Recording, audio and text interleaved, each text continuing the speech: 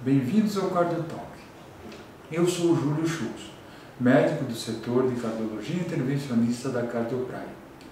O tema do CardioTalk será: tenho um sopro cardíaco, devo me preocupar?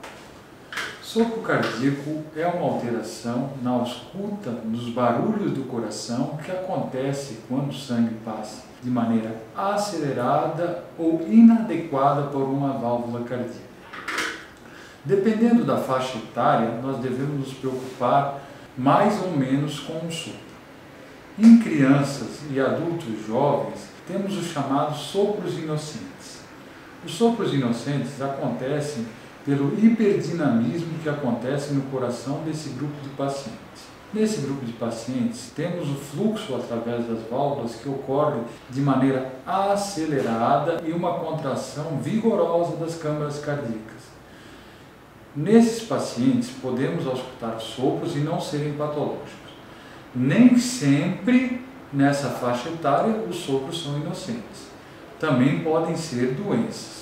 Podem representar doenças, inclusive doenças graves. Já nos adultos, os sopros, na grande maioria das vezes, são patológicos. Eles representam danos nas válvulas que representam doenças cardíacas. Os danos são o estreitamento no calibre dessas válvulas, então se reduz o espaço por onde o sangue deveria passar, que é chamado de estenose, causando aceleramento do sangue que passa por esse pertuito, causando sopro. Outra alteração que causa o sopro é a regurgitação. O objetivo na válvula do coração é fazer com que o sangue passe de uma câmara para outra e que ele não volte para a câmara anterior. No caso da regurgitação, o sangue acaba voltando para a câmara onde estava anteriormente, formando sopro e dessa forma representando uma doença.